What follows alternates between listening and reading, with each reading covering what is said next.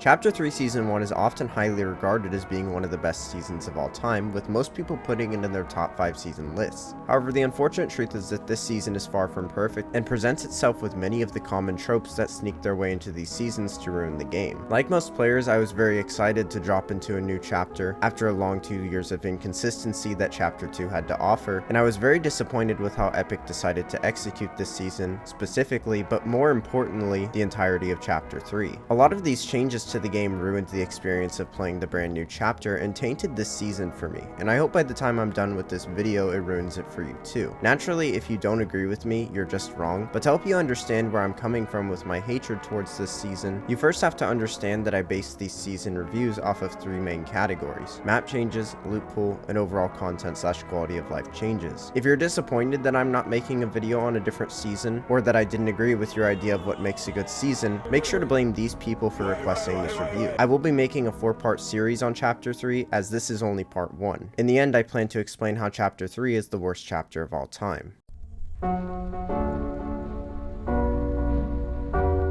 Loot pool this season is among some of the worst of any that we've seen, and for me is the main contributing factor to the death of this season. While the loot pool is something that I usually talk about second in these videos, it's far more important than the map changes, because regardless of how good or bad the map of a season is, if the supporting loot pool is terrible, it makes it very difficult to play the game when anything you pick up is trash, unbalanced, or awkward to use. This season specifically suffers from having a bad loot pool because every weapon in prior chapter was vaulted and replaced with something brand new. The obvious issue with this is that most of the time Epic doesn't seem to playtest their new weapons, and you can often end up with a weapon that is very unbalanced. However, even though Epic's developers seem to suffer from not understanding what a balanced weapon looks like, My God, son, that's wonderful. I don't think they ever had any intention of making the spray weapons this season balanced. In the past, Epic has added many different vehicles, weapons, and items that make the game a chore to play. The main idea behind the addition of these various cancerous changes is that it allows a less than average player to be able to use a weapon, item, or vehicle to get an easy or downright free elimination on a better player. Oftentimes you'll see these weapons have a high amount of spray capability, making the main mechanic in the game that sets players' skill level apart, building, more of an option to delay your inevitable death rather than actually providing assistance during a fight. Naturally, because this season was the beginning of a brand new chapter for the second time ever, a large number of returning players would be playing the game again, and Epic needed to ensure that they would stick around by giving them incentive to do so with their new broken spray weapons. The unfortunate thing is that the players that do play this game consistently have to suffer for the rest of the season because Epic decided to appeal to a group of players that abandoned the game a long time ago. Even if Epic was to see success with these players sticking around short term to get easy kills or wins with these new weapons, the truth is that these players will inevitably leave when the new COD game comes out, and you'll only be left with a group of dissatisfied people who didn't need some spray weapon to enjoy the experience of playing Fortnite. The Stinger SMG, unfortunately, during this season was one of the most broken spray weapons of all time. The main thing that made this weapon so powerful was the fact that it had an incredibly high fire rate at 12, which allowed for this weapon to be able to bleed through builds. This, combined with the fact that the weapon during this season had little to no fall off at medium distances, made it incredibly broken. Epic throughout the season would make minimal adjustments to the weapon, however they only really went as far as nerfing the weapon's damage by 2, which didn't do a whole lot to make this weapon any more balanced. The MK7 had similar treatment, as they added yet again another weapon that could bleed through builds. The main difference here was the MK7 was the first assault rifle that was fully automatic to introduce a red dot sight, which meant that it was a hit scan weapon that had no bloom. Apart from the slight recoil that this weapon had, it was very easy to use and was so good to the extent that it was used often at a much lower rarity than the Ranger, which was the only other new AR this season. The MK, similar to the Stinger, saw almost no nerfs throughout the entire season, with the only real change being again a slight damage nerf, only by 1 this time.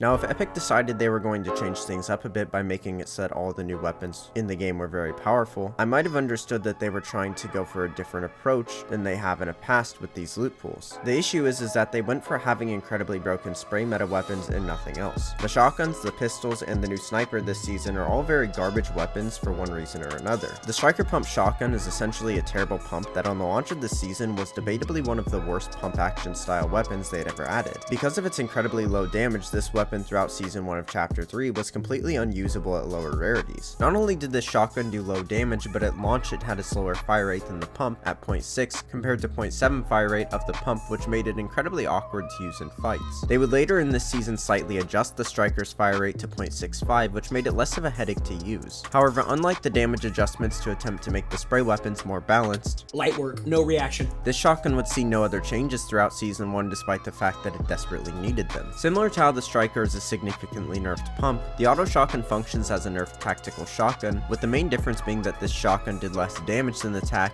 and had a larger crosshair. Despite how horrible this shotgun was, the only changes that were made to this weapon throughout the season were nerfs that reduced the pullout time and reload time, which is a very strange decision for a shotgun that's already this terrible. It's clear that the goal behind keeping these shotguns less powerful is it makes it more difficult for an average or above player to be able to use a shotgun as confidently as most players do in their fights. By making it so that the shotguns are bad, Epic is essentially promoting the idea that they're not worth running, making it far more important to be using a spray weapon in their place, which is something that takes significantly less skill to use.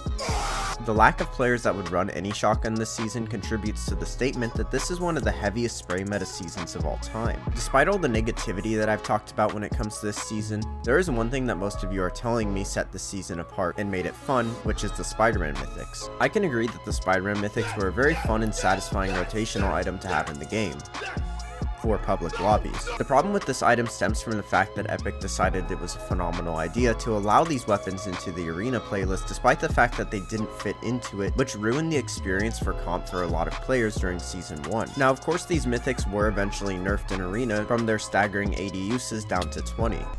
Okay, it's got a little kick. However, it doesn't change the fact that for the entire season, these broken easy height rotational items stayed in arena. I feel the nail in the coffin for those who didn't like this season was the fact that the new sniper this season was terrible. This weapon struggled because it didn't one-shot to the body on 100 health, and it couldn't do 200 to the head. The gimmick was this weapon had 3 shots before it had to reload, which meant after you shot a player you were fighting, not for max damage one shot, they would just build, and you would have 2 more shots that were essentially useless. Now I personally have never liked strong snipers, so I wasn't against this change. However, I can understand why a large number of players that play this game would rather just see a consistent sniper in the game like the Bolt, rather than this garbage thing. Overall, I feel like the main thing we can learn from this loot pool is that you can have new weapons, but you need to keep around some of the old weapons to give people a sense of familiarity, rather than driving them away with a completely new unbalanced garbage mess of a loot pool.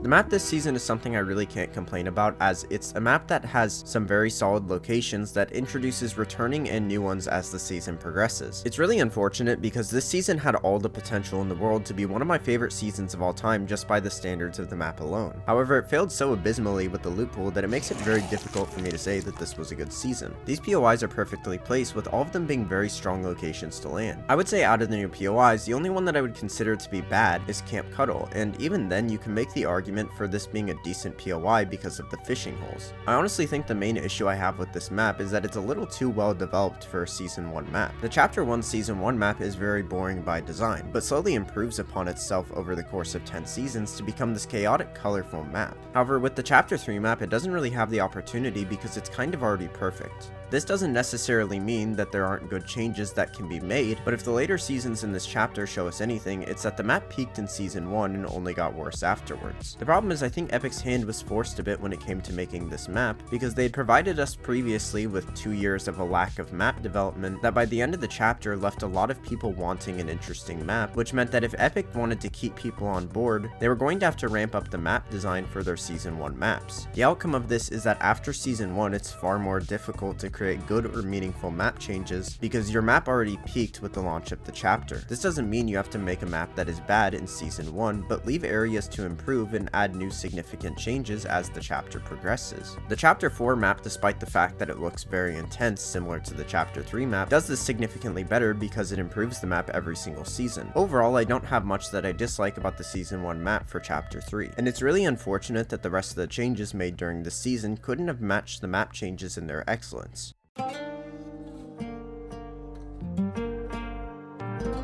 This season introduced the sliding mechanic, which is a form of movement that I'm a big fan of. Most of the new movement mechanics are something that I really like, as they make the game feel smoother, as these quality changes make the experience of just running around the map more enjoyable. Apart from this, the other main significant changes include being able to knock down trees and boulders, which is something that I really only was bothered by because of the amount of damage these objects could do when they hit you. The main thing that annoyed me this season, however, was the slight rework to the reboot van. Previously, the reboot van would take 10 seconds to reboot you, and you would spawn on top of it when it was complete. With this season, however, Epic decided to increase that time to 15 seconds and make it so that players would spawn in the sky with no spawn immunity, which was a terrible change for so many reasons. On top of this, they decided to make it so that the reboot sound effect was significantly louder than it was before, and if the sound indication wasn't enough to let people know that you were being rebooted, they also decided to allow players to see a massive sky beam that would show everyone on the map exactly where you were. The only real helpful gimmick behind all of this slop was the fact that if you had multiple players that were interacting with the reboot van at the same time, it would increase the reboot speed. The problem with this is if you are alone, it's going to take twice as long as if you have teammates, and if you decided to play the duos mode, you could kiss goodbye to ever being able to reboot your teammate quickly again. This season for me is one of my least favorites of all time, and it's unfortunate because a lot of the changes that I do enjoy get completely overshadowed by the garbage that came with it. This season was one of the worst competitive seasons of all time for me and my duo because of the amount of spray meta that was consuming the game. It was to the point where after all of these terrible changes, my duo decided to quit and play different games, which was especially unfortunate because he was one of the last people in my friend group who was still consistently playing this game by this point. Since then, we have started playing much more with the new season and rank system. However, it's annoying that Epic makes so many one-sided decisions that always impact the game negatively for one side of the community. The sad thing is that most of these problems with the game don't get talked about until after they're inevitably removed over time. These content creators will often point out season's flaws a significant time after the season is over, congratulating Epic for doing the bare minimum of removing these broken items or features. This video is likely not going to be received very well, but I wanted to make sure that you guys understand where I stand when it comes to this season. I didn't want to lie and not mention all the very big problems that this loot pool has and the plethora of issues that this season alone presents. I mentioned this in my tier list video, but you're allowed to like or dislike Chapter 3 Season 1 for your own reasons. These seasons by design are not always going to be for everyone and are going to appeal to different audiences. However, just because you didn't happen to mind the amount of spray meta polluting this season and some of the other rather sloppy changes doesn't make this season inherently phenomenal. I would say for me, with all that I've mentioned, this season is a solid 3.7 out of 10. Let me know what you personally rank this season in the comments below and why. Anyways, thank you for watching and have a great day.